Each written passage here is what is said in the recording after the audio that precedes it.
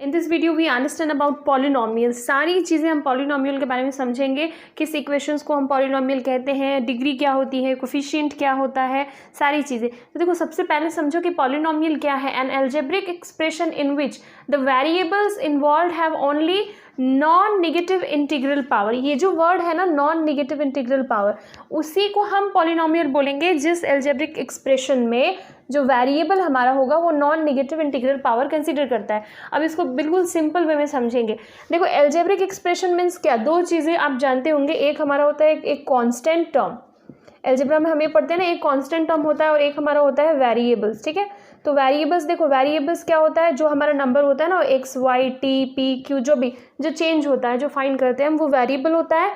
और कांस्टेंट हमारा एक फिक्स नंबर होता है, जो भी न्यूमेरिकल वैल्यू दी, 5 -2 3 वॉटेवर, सो ये कांस्टेंट टर्म होता है, ये हमारे वेरिएबल्स होते हैं एल्जेब्रिक एक्सप्रेशन में। अब हमारे मैथ्स में जो हमारे एक्सप्रेशंस है वो क्या है, देखो mathematically plus minus division multiplication, ये चार हमारे मैथमेटिकल एक्सप्रेशन है।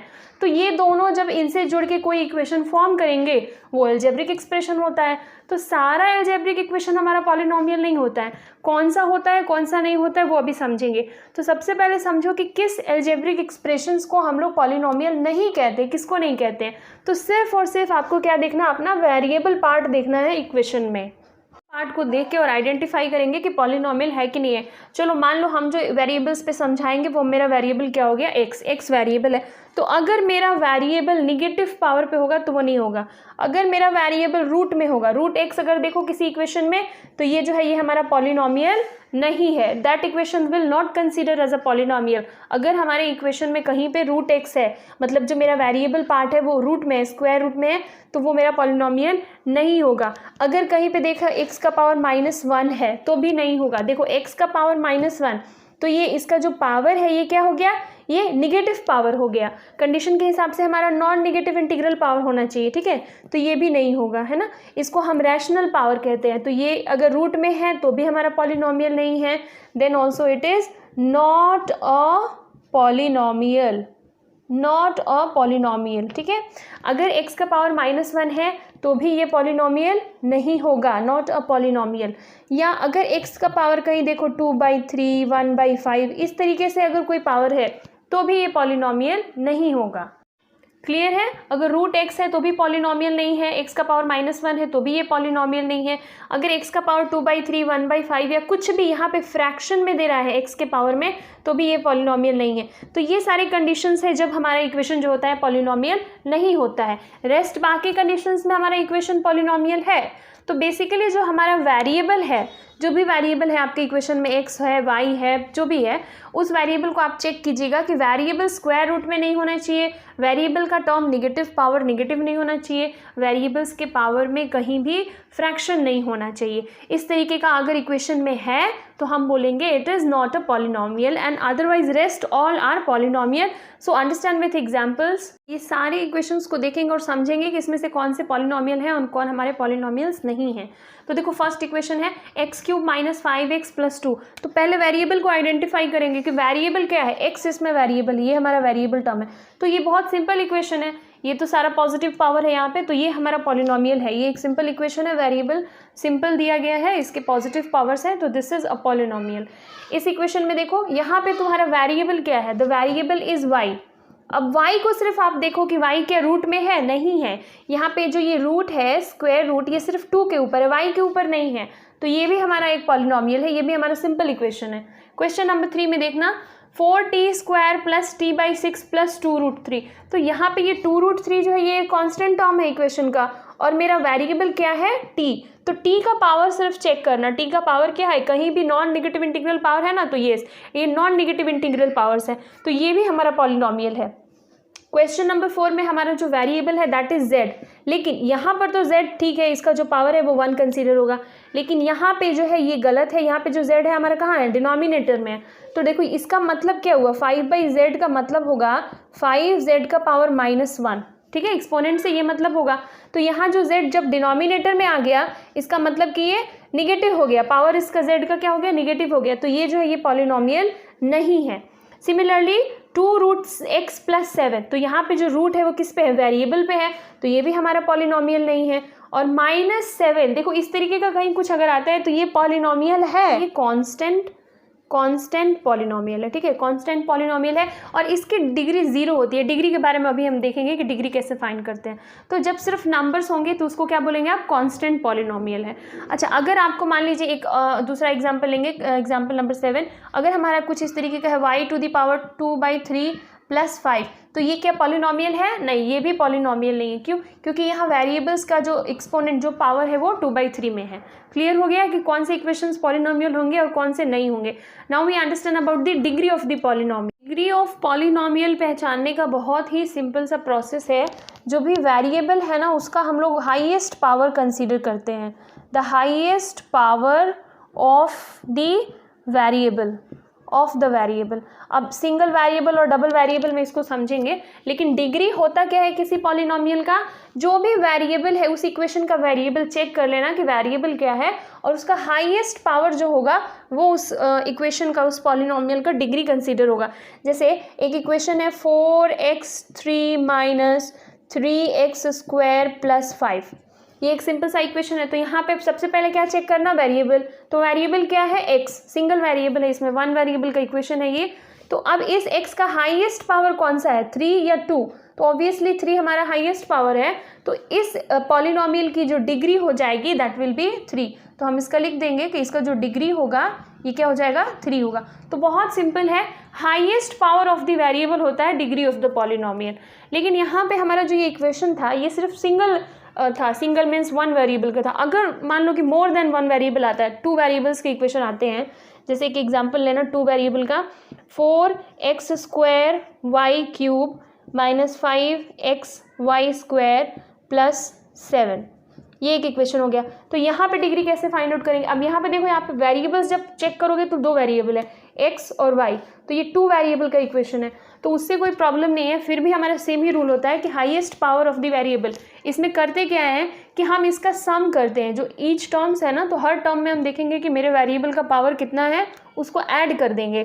तो जैसे फर्स्ट टर्म में देखो x का पावर 2 और y का पावर 3 है, तो ये पावर को अगर ऐड करोगे ये, तो यहाँ पे ये क्या हो जाएगा, 5। सिमिलरली यहाँ पे अगर ऐड करते हो, ये x का पावर क्या हुआ, 1, इसीलिए कुछ लिखा नहीं है, तो अगर इसको ऐड करोगे तो ये क्या हो जाएगा, 3। 7 तो कांस्टेंट टर्म है, तो ऑब्वियसली ये फर्स्ट टर्म में ही ना हमारा आया मैक्सिमम हमको हमेशा देखना है हाईएस्ट पावर। तो हाईएस्ट पावर कितना है, 5। तो इसकी जो डिग्री होगी इस इक्वेशन की, ये डिग्री हमारी कितनी हो गई, 5। So in case of double variable you have to add the power of the variables and find which one is the highest power of the variable. That highest power is the degree of the given polynomial. बहुत ही simple है degree find करना। सबसे पहले variable check करना, अगर single है, सिर्फ x में है, सिर्फ y में है, तो देख लो कि उसका पावर हाईएस्ट कौन सा है, वो डिग्री हो जाएगा। जहाँ पे 2 वेरिएबल होंगे वहाँ पे दोनों का पावर ऐड करके देखना कि जो मैक्सिमम वैल्यू आएगी वो maximum value degree of the polynomial होगी। कोफिशिएंट हम कैसे फाइंड करते हैं किसी भी पॉलिनोमियल में? देखो ये एक सिंपल सा एक इक्वेशन है, एक सिंपल पॉलिनोमियल है 5x³ - 4x² + 6x - 3। तो ये जो 3 है -3, ये तो कांस्टेंट टर्म है, इसमें कोई वेरिएबल पार्ट है नहीं। यहाँ पे हमारे 3 पार्ट्स हैं जिसमें वेरिएबल है। तो जब ध्यान से देखोगे यहाँ पे देखो क्यूबिक फॉर्म में x³ है, यहाँ x² है और यहाँ पे ये x है। तो कोफिशिएंट हमसे इन्हीं का पूछा जाता है कि आप बताइए कोफिशिएंट ऑफ x³ क्या होगा इक्वेशन में, कोफिशिएंट ऑफ x² क्या होगा, या x की कोफिशिएंट क्या है। तो आपके उस वेरिएबल के साथ जो नंबर है दैट इज़ द कोफिशिएंट। बहुत सिंपल है, देखो x³ का अगर कोफिशिएंट फाइंड करना है तो पूरे इक्वेशन में सिर्फ x³ को नोटिस करो। तो x³ कहाँ पे है, यहाँ पे फर्स्ट टर्म में है, तो x³ को छोड़ दो, उसके साथ जो नंबर है वो देखो, with sign you have to check, sign के साथ चेक करना। तो ये हमारा क्या है, +5 है, तो कोफिशिएंट ऑफ x³ क्या हो जाएगा, 5 हो जाएगा, सिंपली 5। इसी तरीके से सेम इक्वेशन में देखो कोफिशिएंट ऑफ x², तो x² का टर्म पहले चेक करना कि x² का टर्म कहाँ पे है, x² का टर्म यहाँ पे है हमारा। तो ये x² को हम अगर छोड़ देते हैं तो x² के बाद इसमें क्या बचता है, ये 4, लेकिन 4 का साइन क्या है आपका, निगेटिव है, -4। तो coefficient of x² is -4। Sign ज़रूर से लेना है, अदरवाइज ये गलत हो जाएगा। फिर कोफिशिएंट ऑफ x, तो x का ये टर्म है, तो x के साथ हमारा क्या है, 6, तो 6 हो गया इसका कोफिशिएंट। तो जिस भी वेरिएबल्स का कोफिशिएंट हमसे पूछेगा हम सिर्फ देखेंगे कि उसके साथ जो टर्म्स है उसको सिर्फ बता देंगे विथ साइन, -3 हमारा क्या है, एक कांस्टेंट टर्म है। अब हम समझेंगे number of terms in a polynomial. Number of terms in a polynomial, देखो मोनोमियल, बायनोमियल, ट्राइनोमियल और zero polynomial. Monomial means simply आप समझो कि वन टर्म होता है, ठीक है, सिर्फ एक ही टर्म होगा इसमें, one term in your equation, that is monomial. हाँ, लेकिन वो जो वन टर्म होगा वो आपका जीरो नहीं होना चाहिए, मतलब नॉन जीरो टर्म होना चाहिए, कुछ नंबर्स होने चाहिए। जैसे इसका एग्जाम्पल अगर दोगे तो तुम कुछ भी लिख सकते हो, 5 हो गया, 3x हो गया, x/3 हो गया, xy हो गया, ये सारे में कितने टर्म्स है, सिर्फ एक ही टर्म्स है, तो ये नंबर भी हमारा कंसीडर होगा, ठीक है, ये भी मोनोमियल है। लेकिन बस आपका जीरो नहीं होना चाहिए, कुछ ना कुछ होना चाहिए वैल्यू, वेरिएबल के साथ हो या सिर्फ कांस्टेंट टर्म हो, एक ही टर्म होगा, दैट इज मोनोमियल। बाइनोमियल, देखो बाई का मतलब ही होता है क्या, दो, तो दो टर्म जिसमें होंगे वो हमारा बाइनोमियल होगा। लाइक 3 + 6x, ये हमारा बाइनोमियल है पॉलिनोमियल, क्योंकि यहाँ पे दो टर्म है, एक कांस्टेंट वैल्यू है और एक 6x है। इसी तरीके से कुछ भी एग्जाम्पल, x - 5y, ये सब हमारा एग्जाम्पल हो जाएगा बाइनोमियल का। तो बेसिकली इसमें कितने टर्म्स होते हैं, 2 terms is there, okay. Similarly हम अपना ट्राइनोमियल में समझेंगे कि ट्राइनोमियल क्या है। जैसे कि नाम से ही पता चलता है, इसमें क्या हो जाते हैं, 3 टर्म होते हैं हमारे, 3 नॉन जीरो टर्म्स, ये बहुत ज़रूरी है, नॉन जीरो होना चाहिए, 3 टर्म्स होते हैं। तो ये जो हमारा होता है ये ट्राइनोमियल हो गया। ट्राइनोमियल का कोई भी एक एग्जांपल, जैसे मान लो कि 3x² + 5x + 8, ये स्टैंडर्ड फॉर्म ऑफ इक्वेशन, ये मेरा ट्राइनोमियल है, 1 2 3, इसमें 3 टर्म है। हाँ, जीरो पॉलिनोमियल थोड़ा सा इंपॉर्टेंट है। जीरो पॉलिनोमियल हम किस पॉलिनोमियल को कहते हैं, जिसमें सिर्फ एक ही टर्म होता है, ओनली वन टर्म, और वो टर्म भी हमारा क्या होता है, जीरो ओनली। तो ये जो होता है हमारा जीरो पॉलिनोमियल होता है। लेकिन इसमें मेन चीज़ जो क्या है, जीरो पॉलिनोमियल से एक ऑब्जेक्टिव क्वेश्चन आता है कि डिग्री इसकी जो है वो आपका डिफाइन नहीं है। डिग्री, ध्यान देना कि degree of zero polynomial is not defined. अगर पूछता है कभी कभी एग्जाम में कि what is the degree of zero polynomial, तो सीधे लिख देना है नॉट डिफाइंड। बाकी सभी का क्या है, डिग्री हम पता कर सकते हैं कि डिग्री कितना है। अगर कोई कांस्टेंट टर्म है तो वहाँ पे डिग्री क्या हो जाएगा, 0 डिग्री हो जाएगा।